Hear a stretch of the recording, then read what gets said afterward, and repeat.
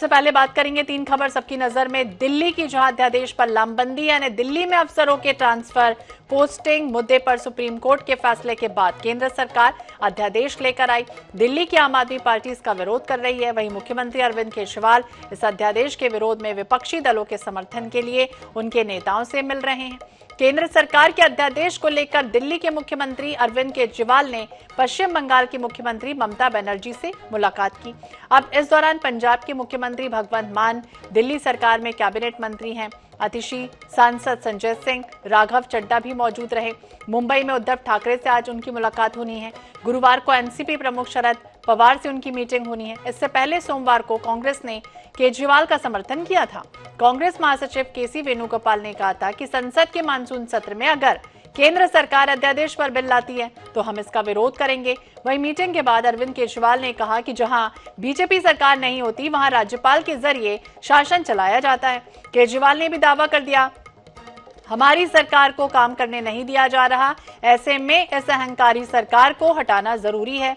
आगे ये भी उन्होंने कहा कि केंद्र सरकार ने हमारी सारी शक्तियां छीन ली हैं। केंद्र सरकार देश भर में विपक्ष की सरकारों को परेशान करने का काम कर रही है। वहीं पश्चिम बंगाल की मुख्यमंत्री ममता बनर्जी ने कहा कि दिल्ली सरकार के खिलाफ केंद्र के लाए गए अध्यादेश का पार्टी विरोध करेगी। हम इस मुद्दे पर सभी दलों से साथ आने की अपील करते हैं। बनर्जी ने भी कहा कि सभी पार्टी राज्यसभा में इसके खिलाफ वोट करें। तो अदालत ने जहां सभी अधिकार मुख्यमंत्री को दिए थे, वहीं ट्रांसफर और पोस्टिंग के मामले में केंद्र सरकार ने अध्यादेश के जरिए सभी अधिकार वापस उपराज्यपाल को दे दिए।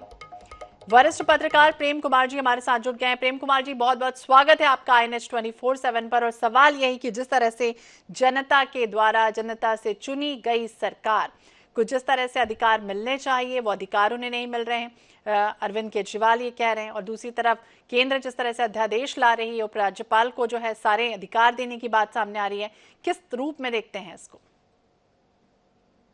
देखिए, अध्यादेश भी एक चुनी हुई सरकार का संवैधानिक अस्त्र होता है, मगर हम अस्त्र और शस्त्र का इस्तेमाल कैसे और किस लिए कर रहे हैं ये जरूरी है, महत्वपूर्ण है।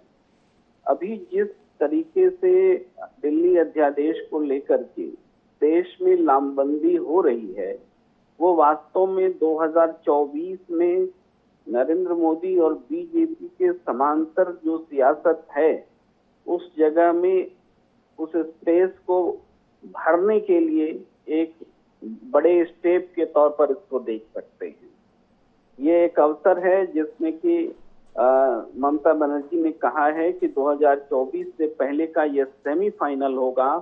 अगर इस अध्यादेश की जगह नया विधेयक लेकर के सरकार आती है और संसद के दोनों सदनों में पारित करती है तो राज्यसभा में हम इसको पारित होने से रोक दे, जहां स्पष्ट बहुमत भारतीय जनता पार्टी को नहीं है।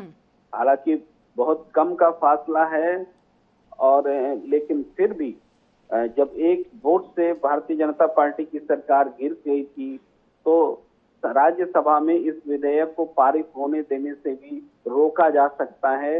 ये जज्बा लेकर के आम आदमी पार्टी और तृणमूल कांग्रेस में मुलाकात हुई, अब उद्धव ठाकरे जी से मुलाकात हो रही है और दूसरे क्षेत्रीय क्षत्रपों से मुलाकात होगी, और सबको यही बात बताया जाने वाला है कि ये अध्यादेश संघीय ढांचे के खिलाफ है, चुनी हुई सरकार के खिलाफ है। अगर अभी एकजुट नहीं हुए तो फिर ये जो केंद्र में सरकार होगी वो क्षेत्रीय सरकारों को इसी तरीके से नियंत्रित करती रहेगी।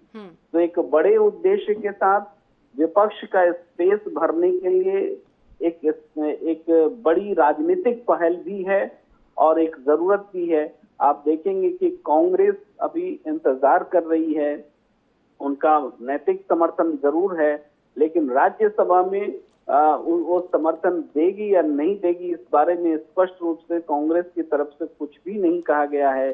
तो इसका कारण यही है कि कांग्रेस समझती है कि ये मुद्दा तो बहुत सही है, लेकिन इस मुद्दे के सहारे कहीं ऐसा न हो कि बीजेपी विरोध की सियासत का जो स्पेस है वो उनसे कोई हड़प ले जाए। लेकिन प्रेम कुमार जी, सवाल यही कि ममता बनर्जी तो कह रही है कि एक साथ अब मिलकर आना होगा, एक प्लेटफॉर्म पर आना होगा और एक भी वोट बीजेपी को नहीं जाना चाहिए, नॉन बीजेपी जो पार्टीज हैं उनको मिलना चाहिए।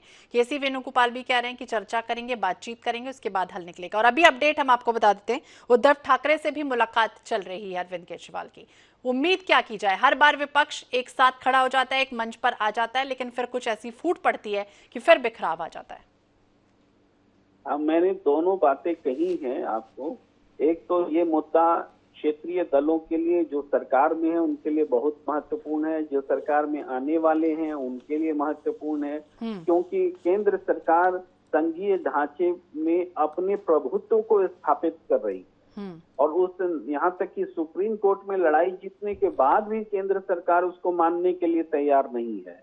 तो ऐसे में क्षेत्रीय पार्टियां सशंकित होंगी, लेकिन जो राष्ट्रीय पार्टी है, राष्ट्रीय पार्टी की चिंता अलग होती है। आम आदमी पार्टी भी हालांकि राष्ट्रीय पार्टी का दर्जा ले चुकी है, लेकिन अभी भी क्षेत्रीय स्वरूप से ऊपर नहीं उठ पाई है व्यवहार में। तो कांग्रेस पार्टी राष्ट्रीय पार्टी है, तो कांग्रेस को डिसीजन लेने में वो ये भारी दबाव है क्षेत्रीय दलों का कि वो इस निर्णय ले चुके। बीजेपी विरोध की सियासत में कांग्रेस इसको मना नहीं कर पाई, मगर अगर कांग्रेस ने जैसे ही इसका समर्थन किया वैसे ही बीजेपी विरोध की सियासत का एक मजबूत ध्रुव अपने समांतर वो खड़ा कर देगी, जिसका नेतृत्व आम आदमी पार्टी और तृणमूल कांग्रेस कर रही होगी।